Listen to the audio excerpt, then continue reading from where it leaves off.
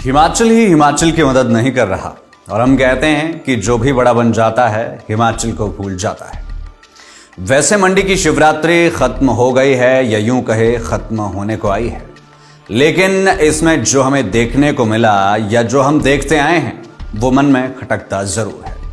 बड़ी ही विचित्र सी परिस्थिति लगती है और इसे कृपया वही लोग देखें जो सच्चाई को जानने का मादा रखते हो। आज हम सिर्फ हंसराज रघुवंशी की ही बात नहीं करने वाले हैं। इसमें बहुत से ऐसे नाम शामिल हैं, जैसे शिमला से इंडियन आइडल फेम अंकुश भारद्वाज, चंबा से राजीव थापा, अनुज शर्मा, राजीव राजा समेत बहुत से ऐसे नाम जिन्होंने देश विदेश में तो अपना लोहा मनवाया है, लेकिन प्रदेश के मेलों में इन कलाकारों को ना तो वो दाम मिल पाता है और ना ही सम्मान। खैर, दाम और नाम तो दूर की बात, यहां के कलाकारों को पूछा तक नहीं जाता। बात यह नहीं है कि बाहर से गायक कलाकार क्यों बुलाए जाते हैं, बात यह है कि जब प्रदेश में एक से बढ़कर एक प्रतिभा है तो उनको मौका क्यों नहीं दिया जाता, क्यों उन्हें वो सम्मान नहीं दिया जाता जो उन्हें हिमाचल से बाहर हर जगह मिलता है, क्यों बाहरी राज्य के कलाकारों को इतनी तवज्जो दी जाती है। क्या हिमाचल के कलाकारों में दम नहीं? आखिर कौन ही ऐसा कलाकार होगा जो अपनी जन्मभूमि और अपनों के बीच में प्रस्तुति ना देना चाहे? मगर विडंबना यह है कि उन्हें बाहर तो पूजा जाता है मगर हिमाचल में पूछा तक नहीं जाता। इसका सबसे बड़ा उदाहरण है विश्वविख्यात भोले बाबा के भजनों से प्रसिद्ध हुए हंसराज रघुवंशी का।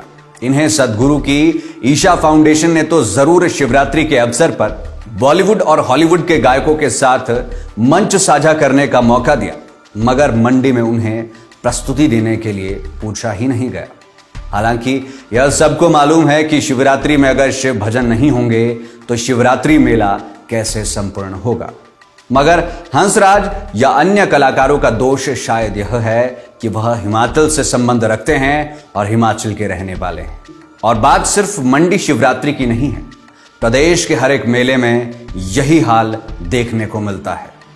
सूत्रों की माने तो बाबा हंसराज रघुवंशी को मंडी में प्रस्तुति देने के लिए उनसे संपर्क ही नहीं साधा गया, हवाला उनकी फीस का दिया गया, लेकिन बिना किसी संपर्क साधे यह मान लेना कि वह कोई बड़ी फीस लेंगे बिल्कुल भी औचित्यपूर्ण बात नहीं। और दूसरी ओर जहां पंजाब के या बॉलीवुड के पार्श्व गायकों को उनकी प्रस्तुति देने के लिए यहीं हिमाचल के विभिन्न मंचों पर बड़ी बड़ी रकमें अदा की जाती है, उन कलाकारों के लिए बजट न जाने कहां से पैदा होता होगा। सवाल बेहद से पड़े हैं मगर जवाब किसी के पास नहीं। ये सिर्फ बात हंसराज की नहीं है, बात उस हर छोटे बड़े गायक की है जिसे हिमाचल में कौड़ियों के भाव में तोला जाता है, और अगर कोई ना नुकुर करे तो उन्हें प्रस्तुति से भी हाथ धोना पड़ता है। फिर बाद में हम लोग कहते हैं कि जब भी कोई बड़ा सिंगर या बड़ा कलाकार बन जाता है तो वो हिमाचल को भूल जाता है। जी नहीं, ऐसा बिल्कुल नहीं है। हिमाचल वो नहीं भूलता, उसे हर मंच से, हर कार्यक्रम से यही एहसास दिलवाया जाता है कि तुम हिमाचल के हो, इसलिए मौका नहीं मिला। और ना चाहते हुए भी उस कलाकार को खुद को हिमाचल से दूर करना पड़ता है।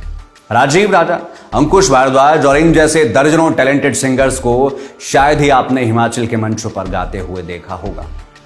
अब ऐसा भी नहीं है कि इतना नाम कमाने के बाद ये सारे लाइन में लगेंगे। आखिर कमी कहां है?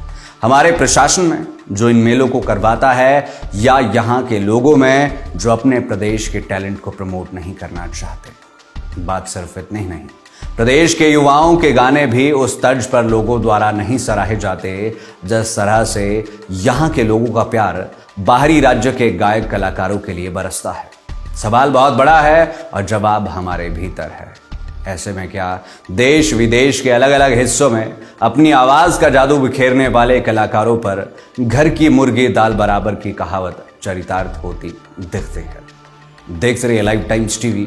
धन्यवाद।